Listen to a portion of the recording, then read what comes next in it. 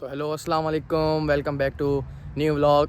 फिर से ये व्लॉग नहीं है, इन्फॉर्मेटिव वीडियो है, क्योंकि आप लोग ने इतनी पसंद करी है मेरी पुरानी और रिसेंटली वीडियो, वो आप जाके देख सकते हैं, या मैं सामने भी चला दूंगा। और इसका टारगेट था 3K।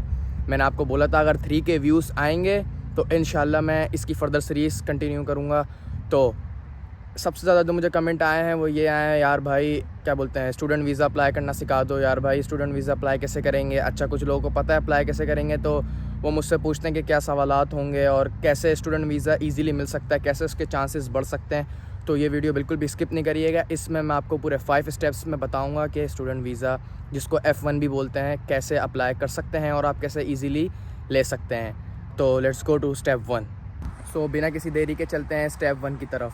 तो स्टेप 1 में सबसे पहले आपको क्या करना है, किसी भी आप कॉलेज या यूनिवर्सिटी में USA की आपको एडमिशन लेना है। एडमिशन आप जैसी वो लेंगे, आपको उनको मतलब फ़ीस पे करनी पड़ेगी। आप उनकी फ़ीस पे करेंगे तो वो आपको I-20 इशू करेंगे, वो सबसे इम्पॉर्टेंट है। I-20 क्या है? I-20 US में एडमिशन को कहते हैं। तो आपको वहाँ पे ऑनलाइन वगैरह फॉर्म वगैरह फ़िल करना है, एडमिशन लेना है किसी भी अच्छे कॉलेज में, अच्छी यूनिवर्सिटी, और मेक श्योर वो अच्छी हो, आपके कैलिबर की हो, आपके मेजर की हो, मतलब आप किस सब्जेक्ट में पढ़ना चाह रहे हैं। साइंस का अलग है, IT का अलग है, सबके अलग अलग डिपार्टमेंट है। तो उसकी आप फ़ी जमा करेंगे तो आपको I-20 इशू कर देंगे। और I-20 जो होता है वो USA में एडमिशन कहलाता है, इंटरनेशनल स्टूडेंट्स के लिए। सो बिना देर करे चलते हैं सेकंड स्टेप पे। तो सेकंड स्टेप क्या है? USTravelDocuments.com पे आप अपना अकाउंट ईमेल से रजिस्टर करवाएं, और ये जो लिंक है मैं अपनी बायो में डाल दूँगा। अगर कोई अप्लाई करना चाह रहा है तो वहाँ से आप जाके देख सकते हैं। जो सेकंड स्टेप ये है, तो उसके बाद अपने ईमेल से जब आप रजिस्टर करवा लेंगे तो आपको अपनी वीज़ा की जो फ़ीस है वो ऑनलाइन पे करेंगे, उसका चालान डाउनलोड करना है। उस वेबसाइट से आराम से आप उस लिंक पे क्लिक करेंगे तो फ़ी दे के आपका चालान डाउनलोड हो जाएगा। उसके बाद अलाइड बैंक की किसी भी ब्रांच में F1 वीज़ा की फ़ीस जमा होती है, तो आप जाके आराम से जमा करवा सकते हैं, जो कि मैंने पिछली वीडियो में भी बताया था। $510 जो है इसकी फ़ी है। जैसे आप फ़ी पे करेंगे तो फ़ीस पे करने के 24 आवर्स बाद ही आपका कौंसलर कैलेंडर ओपन होगा, जहां से आपको अपने वीज़े की अपॉइंटमेंट लेनी है। और अपॉइंटमेंट लेने के बाद आपको सर्विस फ़ीस, जो कि मैंने पिछली वीडियो में बताई थी, और मैं क्या बोलते हैं, सर्विस फ़ीस दोबारा आपको रिपीट कर देता हूं ताकि आपके जहन में दोबारा आ जाए। तो सर्विस फ़ीस थी $350, जो कि आपको ऑनलाइन पे करनी है किसी भी वेबसाइट से, और वो आप अपने डेबिट या क्रेडिट से ही करेंगे क्योंकि ऑनलाइन पेमेंट है। तो ये था सेकंड स्टेप। अब चलते हैं थर्ड स्टेप की तरफ। थर्ड स्टेप जिसमें आपको अपना वीज़ा फॉर्म, जो कि DS-160 कहलाता है, वो बिल्कुल ध्यान से फिल करना है। और उसी के रिलेटेड उसमें आप जिस मतलब बहुत सिंपल क्वेश्चन होते हैं, उस क्वेश्चन के आपको आंसर देने हैं। और वो आंसर ये नहीं कि आप दे के भूल जाएँ, वो आपको याद भी रखने, क्योंकि उसी के रिलेटेड आपसे इंटरव्यू के दौरान सवालात होते हैं, तो उसी के रिलेटेड आपको सवालात देने होते हैं। अगर दोनों चीज़ें मैच नहीं करेंगी तो वो आपको डायरेक्ट रिजेक्ट करेंगे। इसकी मैं आपको छोटी सी एग्जांपल देता हूँ। लेट्स से आपने उसमें लिखा हुआ है अपने DS-160 फॉर्म में, जो कि वीज़ा का फॉर्म होता है, उसमें आपने अपनी एज लिखी हुई है 21, और जब वो आपसे इन पर्सन आपसे आपकी एज पूछ रहा है तो आप बता रहे हो 23 या 22। तो ये एक छोटी सी एग्जांपल थी। तो ऐसे जो है ये दोनों बिल्कुल ऑपोजिट नहीं होने चाहिए। जो आप उसमें लिखें उसकी अच्छी से प्रिपरेशन करके जाएं, और कोई इतना हार्ड नहीं होता। और स्टूडेंट वीज़े का जो इंटरव्यू होता है वो पूरा इंग्लिश बेस्ड होता है, आपको अच्छी इंग्लिश आनी चाहिए।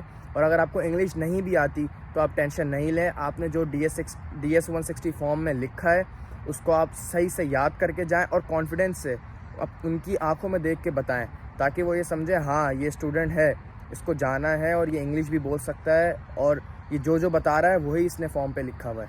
सो फोर्थ पॉइंट की तरफ चलते हैं, जो कि थर्ड पॉइंट से बहुत ज़्यादा रिलेट करता है। तो फोर्थ पॉइंट क्या है, फोर्थ स्टेप क्या है?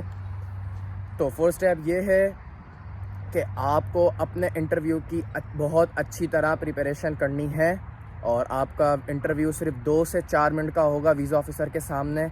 तो आपको कोई भी ऐसा भड़ नहीं मारना, आपको उनकी आई टू आई कांटेक्ट करके कॉन्फिडेंस में आंसर देना है, वो भले आपसे कुछ भी पूछें।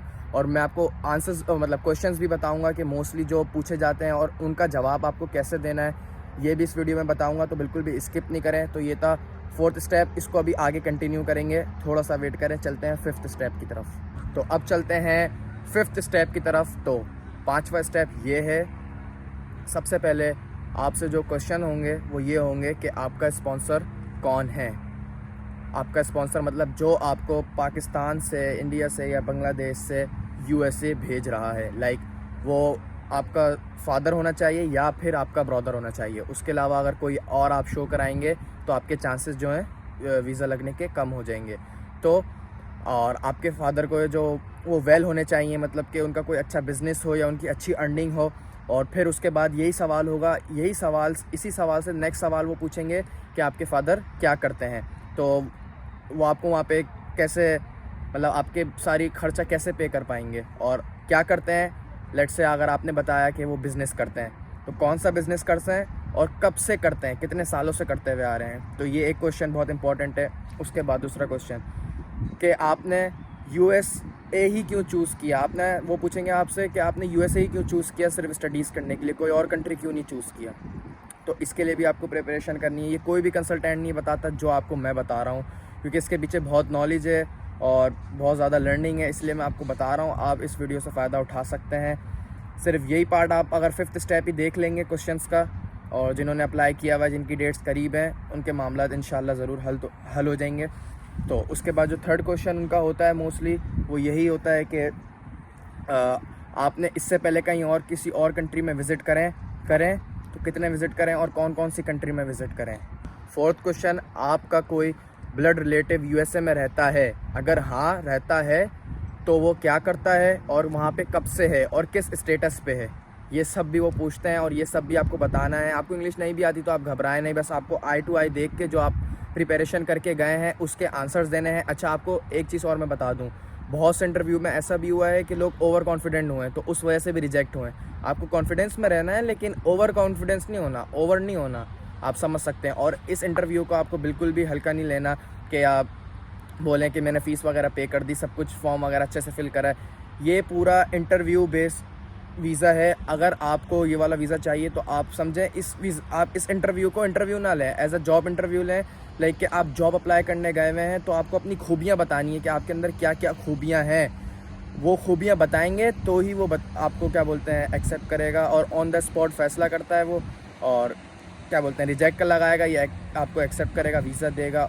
तो उसके बाद 5 to 7 डेज़ में आपका वीज़ा आराम से आ जाएगा, या तो कुरियर के थ्रू या तो आपको लोकेशन पे जाके पिक करना होगा। और लास्ट में मैं आपको बिल्कुल ऐसे टिप्स देने जा रहा हूँ, आई थिंक ये शायद कोई वीडियो में नहीं बताता। इसके लाखों पैसे चार्ज होते हैं हर कंट्री में ये सब बताने के, और वो ये है उनमें से कि आप मैरिड हैं, आपसे ये सवालात भी होंगे। और उसके बाद जो आपसे सवालात होगा, जो सबसे ज़्यादा इम्पॉर्टेंट है इस पूरी वीडियो का, आई थिंक मैं समझता हूँ ये सबसे इम्पॉर्टेंट सवाल है, वो ये है कि आप वहाँ पे अपनी स्टडीज़ कंप्लीट करने के बाद आपका क्या प्रोग्राम है, वो आपसे ये पूछेंगे। लेट्स से अगर आपने उनको बोल दिया कि मुझे वहीं सेटल होना है या मैं वहीं पे कुछ जॉब करूँगा, ऑफ कोर्स भले आपको ये करना है, आपकी इंटेंशंस, ऑफ कोर्स कोई भी यूएसए जाके वापस नहीं आता अपनी कंट्री, आता भी है तो अपने रिश्तेदारों से और फैमिली से मिलता है और फिर यूएसए चला जाता है, क्योंकि यूएसए फ्यूचर देता है इंसान को, अच्छा फ्यूचर देता है। तो आपको उनको अपनी इंटेंशंस बिल्कुल ज़ाहिर नहीं करनी। तो आपको उनको ऐसे शो कराना है, लेट्स से आप बिज़नेस स्टडीज़ के लिए बाहर जा रहे हो, तो आपको उनको ये बताना है कि मेरे डैड का बिज़नेस है यहाँ पे, मेरे फादर या मेरे भाई का बिज़नेस है, तो मैं फ़ॉरेन मतलब मैं यूएसए ले जा रहा हूँ ताकि मैं फ़ॉरेन एक्सपीरियंस ला सकूँ और यहाँ पर आके अपने फादर का बिज़नेस बूस्ट कर सकूँ। या कोई लोग आईटी के लिए जाते हैं तो उनको ये शो कराएं कि आईटी करने में वहाँ पर जा रहा हूँ क्योंकि मेरे अपनी कंट्री में आईटी की बहुत डिमांड है, मैं यूएसए से जाके आईटी करूँगा और आके अपनी कंट्री में अच्छा अर्न करूँगा और यहाँ पर आके आईटी की फील्ड में अप्लाई करूँगा। इस तरह के आपको बताना है, मतलब आपको उनको पूरा कॉन्फिडेंस से बताना है कि मुझे रिटर्न आना है अपनी कंट्री में, कोई भी प्रोग्राम, कोई भी स्टडीज़ कंप्लीट करके आप वापस अपनी कंट्री रिटर्न आ रहे हैं। अगर आपने उनको ये एहसास दिला दिया, जो वीज़ा ऑफिसर आपका ले रहा है इंटरव्यू, उसको अगर ये मतलब उसके दिल में उसको ये फ़ील हो गया, आपने उसको ये फ़ील करवा दिया, हाँ यार इसकी इंटेंशन यही है कि ये वापस आएगा अपनी कंट्री, ये अपनी कहते easy 5 steps to get F1 student visa easily. तो ये तो मैंने बात करी है टू द पॉइंट, सही है। और मेरे पास ऐसे प्रोफेशनल्स मौजूद हैं जो कि आपका पूरा केस स्टडी कर सकते हैं और वो आपको बता सकते हैं कि आपको एडमिशन कैसे लेना है और आपको DS 160 फॉर्म कैसे फिल करना है और कौन कौन से आपकी जो लूप होल्स हैं आप उनको देख सकते हो। वीज़ा ऑफिसर आपके अंदर क्या देख रहा है और आपका केस कैसा है, सबका केस आपको पता है डिफरेंट होता है। तो मेरे पास ऐसे प्रोफेशनल्स मौजूद हैं जो कि आपकी हेल्प कर सकते हैं। और आप DS-160 फॉर्म के लिए, वीज़ा के लिए, F1 वीज़ा के लिए इतनी फ़ीस ज़ाया करते हैं, उससे बेहतर है आप किसी प्रोफेशनल को कुछ फ़ीस देंगे, कुछ फ़ीस दे के आपका वो केस उतना ही स्ट्रॉन्ग कर देंगे। सही है। और वो मतलब जिनके बारे में मैं जानता हूँ, वो कोई कंसल्टेंट नहीं है या कोई वो अपना काम वगैरह ये खोल के नहीं बैठे हुए। दरअसल उनका बहुत ज़्यादा एक्सपीरियंस है, वो 30 to 35 कंट्रीज़ विज़िट करके आए हुए हैं। अगर आपको अच्छी गाइडेंस चाहिए और आप चाहते हैं आपको F1 वीज़ा मिले और आपका केस स्टडी हो, अच्छे से आप प्रेजेंट करें सबके सामने, आपको सारी चीज़ें कवर हो जाएंगी। जिस बंदे को मैं जानता हूँ वो इन सब के चैम्पियन समझे। मैं यहाँ क्योंकि मैं ये बात बोल सकता हूँ क्योंकि मैं USA में बैठा हुआ हूँ। अगर कोई और बात बोलता तो शायद आप लोग को यकीन नहीं आता। पाकिस्तान से अगर कोई बोलता हाँ मैं वीज़ा लगवा के दूंगा, हाँ मैं ये करके दूंगा, नहीं। और जिनके बारे में मैं वो बता रहा हूँ वो कोई कंसल्टेंट नहीं है, ना कोई वो अपने कराची में दुकान खोल के बैठे हुए हैं कि हाँ मैं आ जाऊँ, मैं वीज़ा लगवा के देता हूँ। वो सिर्फ वो बात करते हैं जो वो कर सकें, क्योंकि उनके बारे में मेरे से अच्छा कोई जानता नहीं होगा। तो अगर आपको उनका पर्सनल कांटेक्ट चाहिए तो मुझे ज़रूर कमेंट्स में बताइएगा। जिसको नीड है वो मुझे इंस्टाग्राम पे भी इनबॉक्स कर सकते हैं। आजकल मुझे बहुत इनबॉक्स आ रहे हैं। तो हाँ, ये पूरे 5 स्टेप्स थे जिसमें आपको F1 वीज़े में बहुत ज़्यादा हेल्प मिल सकती है। और जो मैंने आपको क्वेश्चंस बताएं ये बार बार आप रिपीट करके देख सकते हैं और इनके बारे में अच्छी प्रेप कर सकते हैं। तो आई होप आपको मज़ा आया होगा। तो एंड में आपको मैं थोड़ा सा न्यूयॉर्क का मौसम दिखा देता हूँ। लुक, तो यहाँ पे बैठ के मैं वीडियो शूट कर रहा था और वो ब्रिज देखें, बहुत अच्छा मौसम हो रहा है और न्यूयॉर्क में सर्दी हो चुकी है, हल्की हल्की ठंड हो गई है और फ्रेश कट के साथ में मौजूद हूँ यहाँ पर। तो आई होप आपको वीडियो अच्छी लगी होगी। इंशाल्लाह मिलते हैं नेक्स्ट व्लॉग में। तो इस वीडियो का टारगेट है 4K, तो मैं सीरीज़ इंशाल्लाह कंटिन्यू करूँगा। इसके बाद मैं B1 B2 वीज़े के बारे में भी बताऊँगा, या आप लोग कमेंट कर दें जैसे कि आपने पिछली वीडियो पे कमेंट करा था कि आपको किस तरह के इन्फॉर्मेटिव वीडियो चाहिए। तो मिलते हैं इंशाल्लाह नेक्स्ट व्लॉग में, तब तक के लिए अल्लाह हाफ़िज़।